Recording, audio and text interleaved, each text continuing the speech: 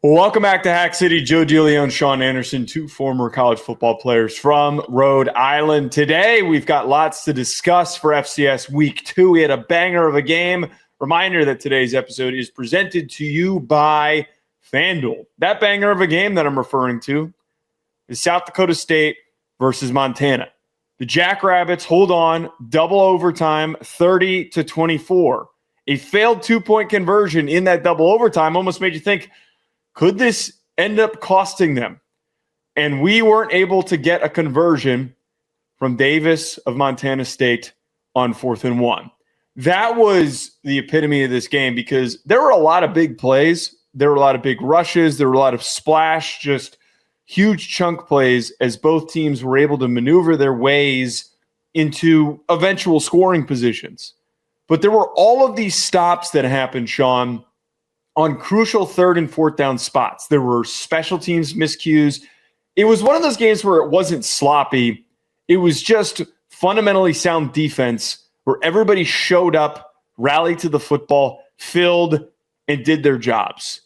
I couldn't have been more satisfied going back and rewatching this thing than any other game this year. I don't know how we're going to top this because this was the true definition of why FCS football is entertaining. We're not going to get all the time the high-flying offenses of the Big 12. We're not going to get the Baylor SMUs, but we're going to get two teams punching each other in the mouth and getting an overtime game, what could be a precursor for a playoff matchup. This was the best FCS game of the year. It will take a miracle to top this with the heavy hitters. South Dakota State showed up. Montana State showed up. Great home environment. They were ready to go. And it was action. It was nonstop action. And there were very few things in football that could happen that didn't happen in this game. And on all sides of the ball, touchdowns, talent everywhere, stars getting involved, miscues, fumbles. It just had it all. And when you get that coming together with two great teams, you get a phenomenal product like we saw between South Dakota State, Montana State. You walk away with this if you can with your chin up Montana State. A fantastic environment. The jerseys look sharp. The helmets look sharp. You hosted a legit team, gave it your all. South Dakota State just does what South Dakota State does and finds a way. Like there's no business. They had no business finding a way, but they find a way. And that's why I was so confident. And we were so confident this year that even though they lose a lot, that is the culture stuff that we talk about, is they know how to win football games. Montana State does too, but South Dakota State just has that edge. It's just in their blood right now of being able to close out a game when needed, not getting phased in overtime. Chase Mason stepping up, looking like a dude for these guys. They had a pretty good quarterback in Brookings for the last 2 or so years. Some really legit talent. Mason steps up. He's a dude. Loffridge is a dude. It's a really good matchup, and Montana State has a lot to look forward to, I think, with their program as well. And I think that ultimately, like the big takeaway with this is like coming into this year, there's a lot of questions if South Dakota State has anything to really rally behind for them to just not miss a step from how dominant they've been. You're losing your coaching staff. You're losing all your key players. Gronowski's gone. You have to look at what they're doing at Wazoo and be disappointed, but it doesn't matter. They are one of the most well-resourced teams in FCS football for a reason. They're always going to find a way to bounce back. There's always going to be a next great coach for them.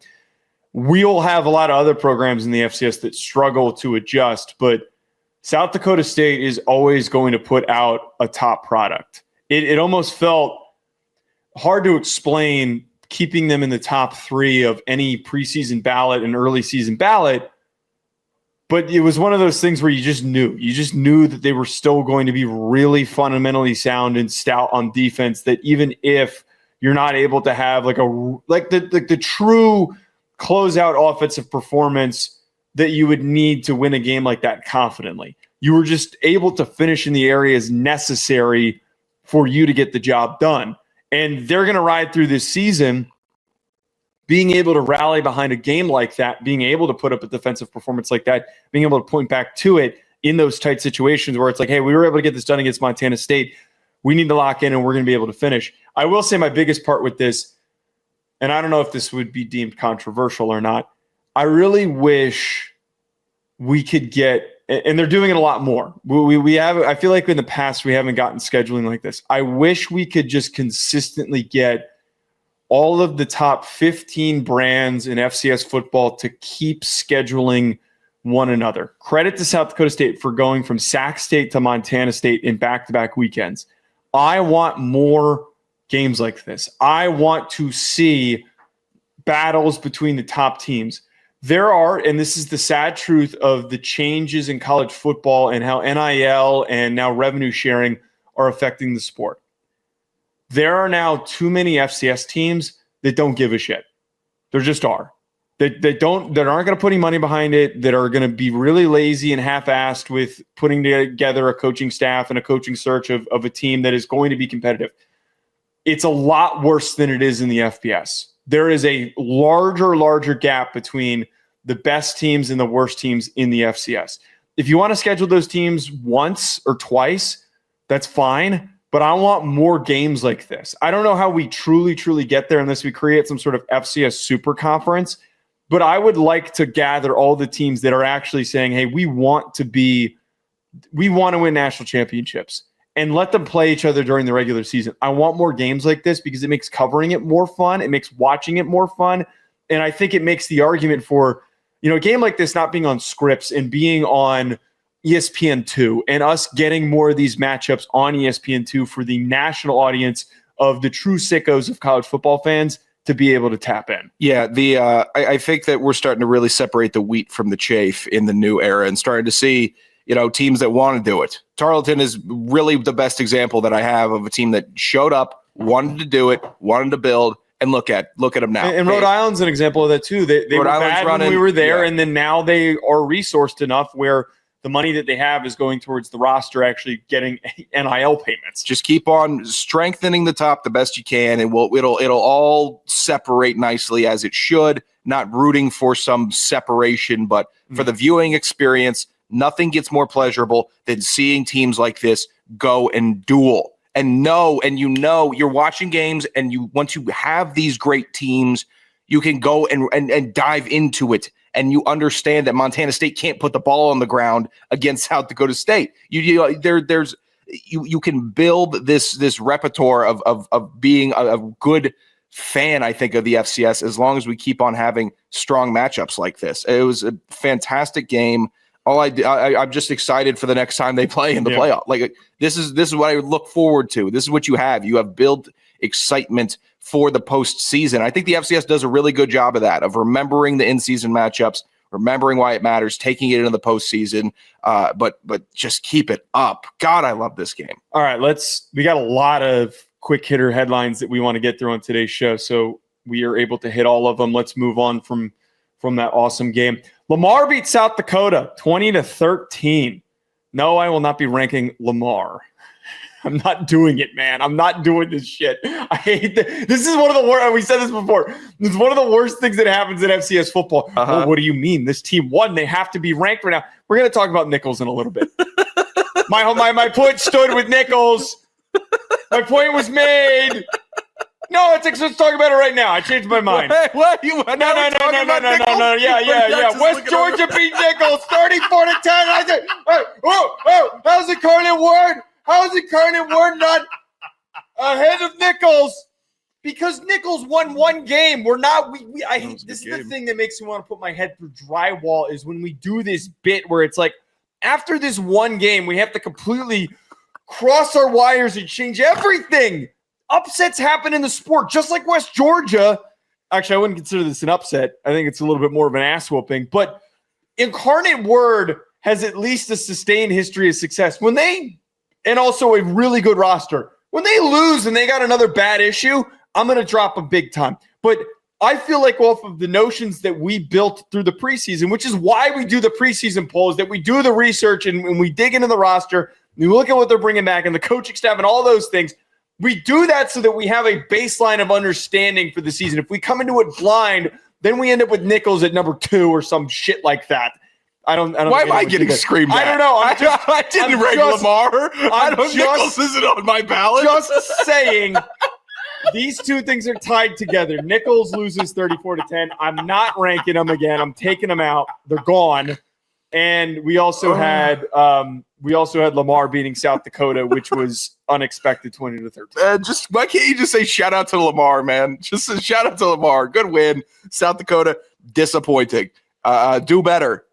Genuinely do better. You have to do better. What brilliant analysis. I mean, my God. Holy hell. You can't lose to Lamar if you're a team that a lot of people have in their top 10s. You don't do that. Lamar is Lamar. Lamar's fine. We got love from Lamar this offseason. No need to trash Lamar. South Dakota, get it together, because I'm tired of the secondary Dakota schools. And yeah, I'll say that. The secondary Dakota schools looking all shiny and nice for like 6 games and then falling off a cliff and making me look like an asshole. You did it last year. North Dakota did it to me last year. Maintain some consistency. That's what I need, because all I do is feel like, oh, I'm the jerk off that believed in South Dakota. That's that. I don't like having that egg on my face. I enjoy it on my plate, scrambled, no cheese. I was cautious about South Dakota coming into this season because Bauman coming back and Charles Pierre Jr. coming back were important, but there was quite a bit of roster turnover, and I felt a little uneasy about that. And that applies here, as Bauman can't do everything. It goes 10 of 21 for 100 yards and a touchdown and an interception. I will say that one thing's just generally disappointing. Why doesn't, like, if I was the head coach of Lamar, I'd be like mostly recruiting guys named Lamar. They don't have a single important player that registered any stats in this game, which I'm going to dig a little further in a quick second, that has the name Lamar. I'm just saying. I'm trying to see if they got any defensive players. Would you give preferential NIL if there was a Lamar whose last name started with a U? So it would be Lamar U at Lamar U. Oh, that's a very good question. Would that player? I don't know how many of those. Would he get like first number choice? I don't know how many of those guys you're going to find. A lot of football players out there. Yeah, but how many last names? I don't know. Have a U. It's Underwood. That's one. That's about it. I'm trying to 2 last names. Is there a no? Ulysses is first name. Oh wait, okay. Here we've got the defensive stats for. Yeah, no, there's no defensive players named Lamar. How do we not have any key players on this team named Lamar? You're completely missing out. All right, so separate from that, the next game that was important for the landscape, Idaho and the Fighting Taters. I want to buy one of these shirts from Home Field. They're fantastic. They beat St. Thomas of the Grimace Conference 37-30. That St. Thomas team's got a little more teeth than people realize. Yeah, good for Idaho. Excited still for the trip. Want to go see good programs that are winning. Idaho seems to be doing that. They're playing with some strong momentum. St. Thomas, not a slouch. St. Thomas of the Grimace, loss. That will be recapped here shortly. Tough week for the Grimace, I'll say that. Idaho, keep on rolling. I know it's turnover city, and roster turnover city, coach turnover city. Like just keep on rolling. They are built of a lot of the same stuff that South Dakota State is in. If you can roll over some of that really good DNA that you've had previously into this year, I have no reason to doubt the Fighting Taters. Before we continue on to the next game, I want to remind everybody that today's episode is presented by Delete Me. Delete Me makes it easy, quick, and safe to remove your personal data at a time when surveillance and data breaches are common enough to make everyone vulnerable. Data brokers make a profit off your data. Your data is a commodity. Anyone on the web can buy your private details. This can lead to identity theft, phishing attempts, and harassment. But now you can protect your privacy with Delete Me. The New York Times Wirecutter has named Delete Me their top pick for data removal services. I can tell you that it is incredibly important to me that I don't want to have to worry about someone stealing my logins for my social accounts. It took me a long time to build those up. I don't want to deal with that BS, and that's why I rely on Delete Me to help me out. Take control of your data and keep your private life private by signing up for Delete Me now at a special discount for our listeners today. Get 20% off your Delete Me plan by texting PRO to 64000. The only way to get 20% off is to text 64000. Text PRO to 64000. That's PRO to 64000. Message and data rates apply. All right, next game. ACU got this one right on FC estimates. Beats SFA. We've got Grimace on Grimace battle. ACU moving up the standings in the Grimace Conference. SFA lock in. Got to get back to bounce back here. But heck of a performance. Also, did you see get your balls out? Cabalas had a stellar performance as well. He was slanging it. Yeah, the Grimace at the top is solid. The Grimace at the bottom. Grimace had a hard week this week. Yeah. Grimace took some real hits this week. Some FCS hits that needn't have happened. Is needed the word? It is now. I guess we'll work with it. Sean's a little too proud of the fact that he picked Delaware State to beat Albany 37-32. Congrats to Deshaun Jackson. Huge thumbs down to Albany, who is completely tanking and making the Grimace Conference look bad. We also had, by the way, other celebrity former NFL coaches.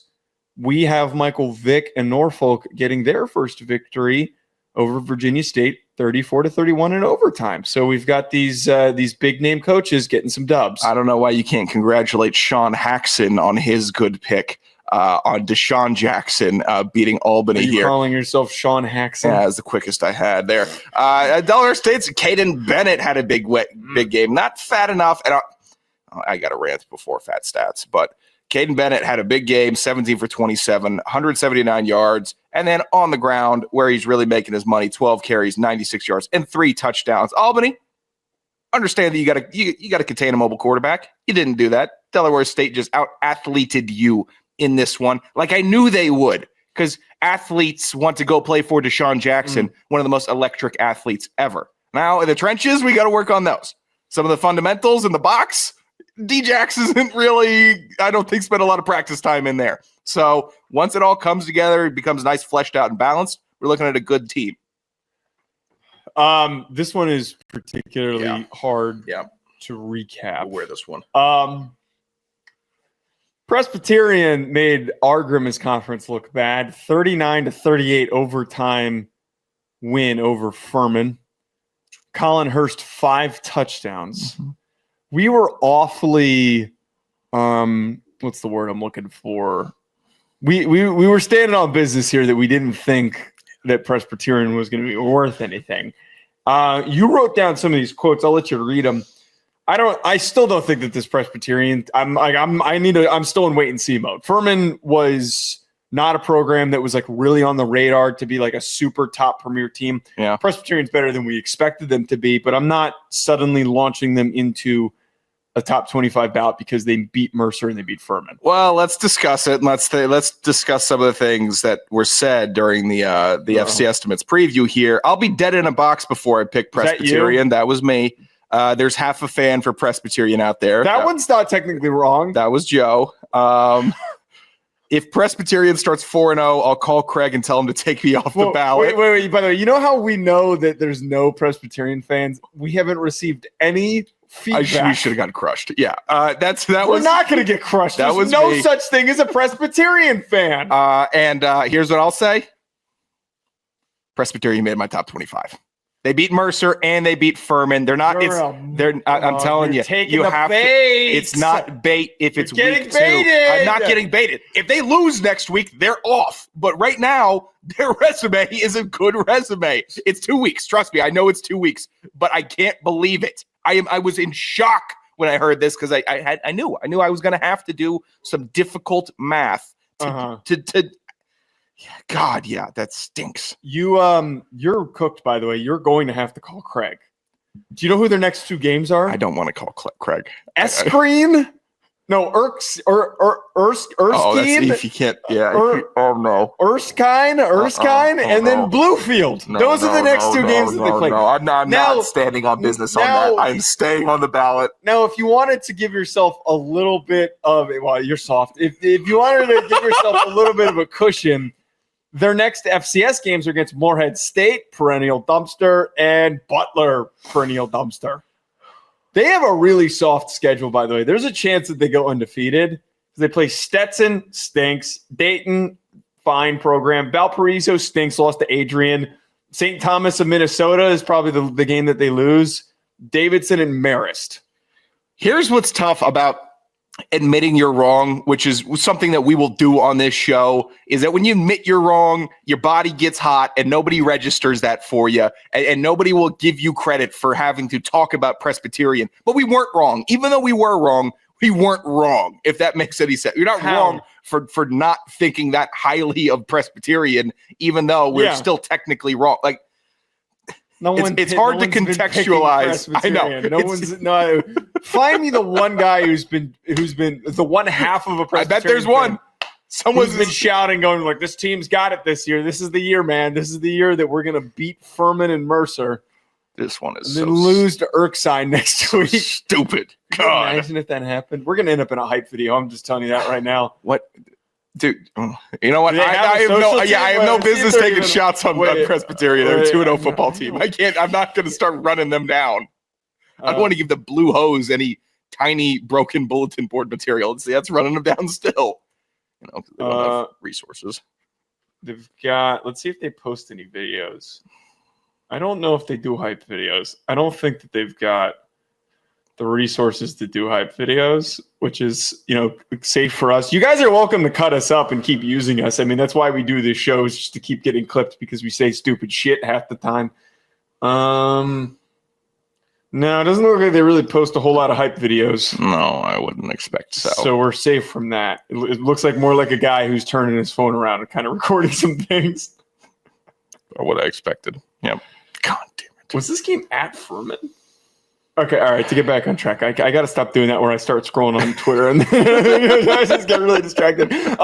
We had two big FCS on FBS upsets. UMass, nice try. Bryant, shout out to our boy Montana Friselli, former Rhodey Ram, who's on the staff right now. They beat UMass 27-26. UMass, come on back down to the FCS. Guys. Yeah, come on. Come on back down. Stop trying to try. Stop trying to try. Just come on back down. It's yearly with you guys. It's the annual Dan Wetzel shaming, and it's the annual UMass. I almost tagged him. I was close. I'm like, he's busy. I didn't want to get off. But I don't think he's tracking UMass. But yeah, it's about once a year we see UMass get beat by a Northeast team that isn't that good. Come on down to the FCS. You would be fine. We'd welcome you with open arms. LIU also beat Eastern Michigan. Shout out to LIU Sharks. That possibly physically can't happen for Eastern Michigan. They're supposed to have the Max Crosby money. They are supposed to have the Max. Then is Eastern Michigan build the Max position, which is like the overhang edge that's supposed to be the next Max Crosby. Yeah. I think that the Max Crosby run, you couldn't. Oh my God. LIU. Yeah. Fold it. You Josh. Yep. I mean, I think that. So this is how relegation should work. You lose to one of these teams, you should get sent down. You're to out. The shadow realm. Go play in the Pioneer League. They'd be happy. Oh yeah, they'd be happy to have you. Eastern Michigan, get some good film on tape. Yeah. The fellas are flying around, looking fast, looking strong. Yeah. It's a win-win. Reminder that today's episode was presented to you by FanDuel. Before we get out of here, Sean, our favorite segment, Fat Stats. Fat Stats. NCAA.com. Load in your stats properly, please. Some of us have shows to do on Sunday. There was no receiver numbers, and I know that you could go to like ESPN and start scrounging around. I do my Fat Stats prep on NCAA.com because it has every game and is typically reliable for the stats. This is a truncated Fat Stats this week. It's not that fat. I'm sure I missed the fattest stats. But I was handcuffed, and I wasn't going to spend 6 hours going through each team's individual page to check out their stats. I didn't have it. That's a lot of work. So we'll get through this real quick, real briefly. Duquesne quarterback Tyler Riddell, 15 for 20, 239 yards, 5 touchdowns. Youngstown State quarterback Bo Brungard still floating around, making things happen. 12 for 16, 122 yards, a touchdown. He carried the ball 10 times for 264 yards and 4 touchdowns against Bobbert Schmorris, the laughable team up in Rhode Island. I thought that was a name. That's not there. Well, Bobbert Schmorris isn't in Rhode Island, but where are they? They're in Pennsylvania. Oh my God, who cares? You think that there's enough room for a third school in Rhode Island? What's a school in Rhode Island? I thought they were there. I don't know. No. I thought they were there. I didn't know that. Oh my God, I thought that was the name of a quarterback, and I was about to be really excited. You'd get a Bobbert Schmorris jersey? No, but that would I would bring up Bobbert Schmorris every single week. Are you kidding me? Bobbert Schmorris? He could be ass, and I'd be talking about Bob and Schmorse every single week. All right, who do you got next? Idaho quarterback Hassan Dalton, 20 for 25, 281 yards, 3 touchdowns, threw a pick, rushed for 87 yards, and a tud. Monmouth quarterback Derek Robertson, again on this list, again getting ridiculously fat on them, folks. 29 for 43, 342 yards, 6 touchdowns, threw a pick, and had a rushing touchdowns. That's 7 on the day for Mr. Robertson. I'm not yelling about Derek Robertson for my own health. I am telling you to keep an eye on this dude this year because he is going to keep doing stuff like this. Lastly, Fordham quarterback Andrew Osman, 27 for 49, 382 yards, 3 touchdowns, and 1 rushing touchdown. My fat stat bid goes to Mr. Robertson. I'm going to help you out, and I'm going to pitch. Can I pitch one? Please. I'm giving it to Eli Gilman, 15 carries, 198 yards, 3 touchdowns. I mean, that man is a tank. I will always cherish watching Eli Gilman load up box scores. So I'm taking him. Lastly, Grimace Tracker for the week, 10-21 on the season, 10 losses to FBS opponents. Officially 500 of the FCS, 10-10, and it was a 3-11 week 2 for the conference. Got smoked. Stonehill, disappointing. Albany, joke. Tennessee Tech was a win. That was nice. I forgot we have Stonehill now. Damn it, Perry. Yeah, Furman, Stinkaroo. That was awful. St. Thomas, good battle. We were going to stand by them. Yeah, it was just... Dude, we need a big week 3 here. Yeah, we need a big one. We got to stop picking each other off as well. Folks, that's going to be it from us. We're going to be back on Wednesday for our show where we will preview week 3. Everybody, enjoy the rest of your week. Presented by FanDuel.